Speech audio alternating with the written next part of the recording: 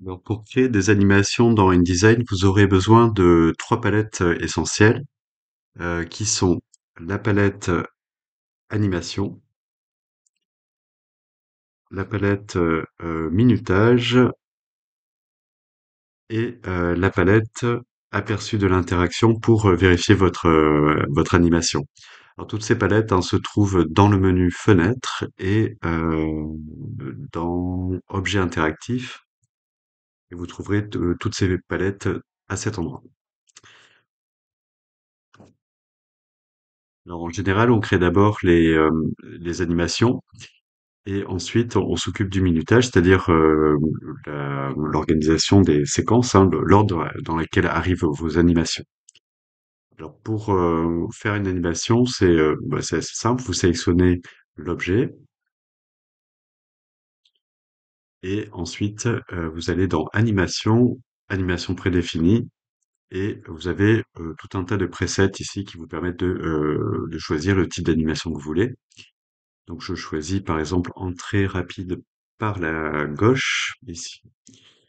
Alors, vous voyez ici se met en place une trajectoire que vous pouvez contrôler en sélectionnant cette trajectoire pour soit modifier le point de départ, soit le point d'arrivée ici. Vous pouvez également avec la flèche blanche rajouter des points comme sur une courbe de Bézier pour modifier la trajectoire. Je vous conseille de grouper les éléments que vous souhaitez animer ensemble. Donc pour regrouper, c'est l'outil de sélection. Vous sélectionnez les objets, clic droit et vous choisissez associer.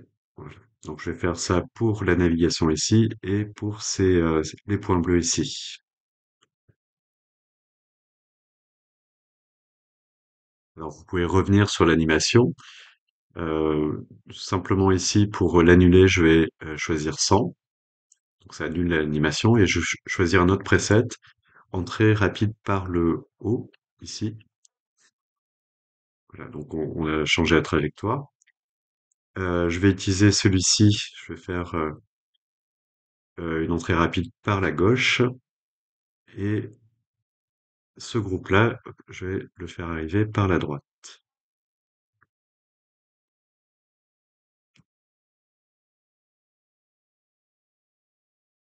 Donc encore une fois, vous pouvez gérer votre trajectoire. Hop, ici. Et la durée aussi de l'animation, puisque vous pouvez régler la durée en secondes ici. Demander à ce qu'il soit lu plusieurs fois ou en boucle. Et pour ce bloc de texte, je vais choisir fondu en entrée. Donc je sélectionne ça plus la ligne oblique dessinée à côté. Et je vais choisir fondu en entrée ici. Alors vous pouvez contrôler, hein, dans les propriétés ici, le fondu en entrée. Vous pouvez faire sans fondu ici. Alors on va vérifier notre première animation. Donc je vais dans aperçu et interaction. Je vérifie bien que je suis en mode d'aperçu de la planche pour n'avoir l'animation que de la page actuelle, en fait. Je vais effacer l'aperçu pour le relancer avec la lecture.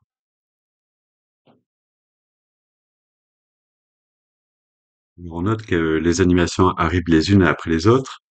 Si je souhaite réorganiser le timing, par exemple, demander à ce que les éléments bleus arrivent ensemble et puis le texte ensuite, je vais modifier le minutage, pardon. Donc je vais dans la palette minutage et vous trouvez ici tous les éléments ainsi que les groupes dont vous pouvez modifier l'ordre d'apparition. Alors bien sûr, il faut nommer les choses, sinon c'est difficile de les identifier. Donc je vais aller dans les calques ici et voilà. Donc ça c'est la navigation que je vais appeler 1 et celui-ci ça sera navigation 2.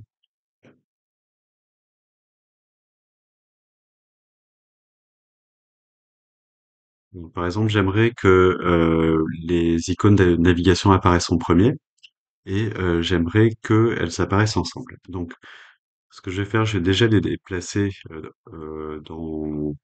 dans cette fenêtre. Alors, je vais passer le glossaire dessous, de façon à faire passer navigation au-dessus. Et pour que celle-ci arrive en même temps, je vais les lier. Donc, je les sélectionne toutes les deux et je choisis l'icône liée ensemble. Ensuite, le mot glossaire apparaîtra et ensuite la ligne plus le bloc de texte qui est ici apparaîtront ensemble. Donc je vais faire de même. Je les sélectionne tous les deux et je les lis. Donc l'aperçu nous donne le résultat que je demandais dans le minutage.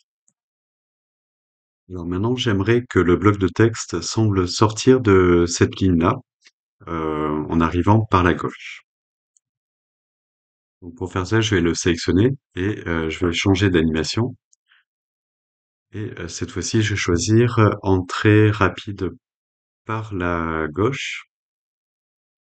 Donc la partie grise vous indique où est située la première partie, enfin du moins le début de la séquence.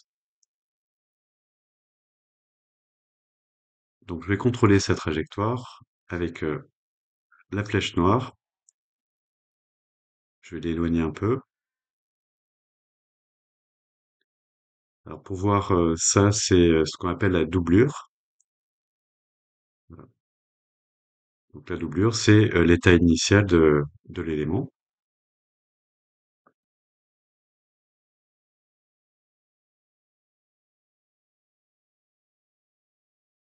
Voici l'animation. Il ne me reste plus qu'à masquer le texte à son arrivée en créant un masque ici à la plume pour faire en sorte que le texte passe derrière un masque. Alors, dans la palette des calques, je ramène les éléments qui doivent être au premier plan.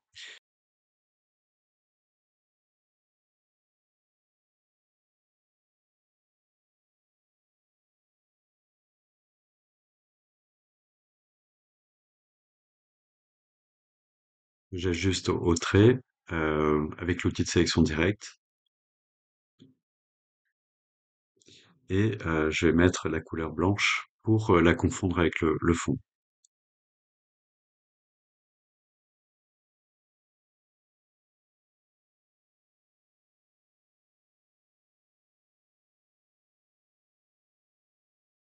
Alors, j'ai perdu les éléments de la navigation, donc je les ramène au premier plan.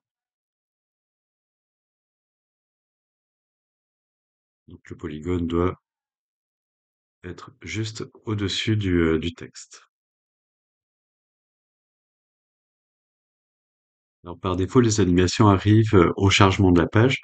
On va changer ça, on va demander à ce que le texte apparaisse suite à une action.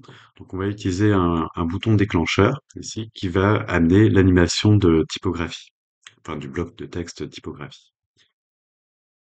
Alors pour faire ça, c'est très simple, vous sélectionnez le bloc en question et dans la palette animation, vous avez ici événement ou chargement de la page et juste à côté, une icône qui permet de créer un déclencheur de bouton. Donc on clique sur l'outil et on clique sur l'objet déclencheur. Voilà, donc on a une animation et une action qui se crée automatiquement dans la palette boutons et formulaire.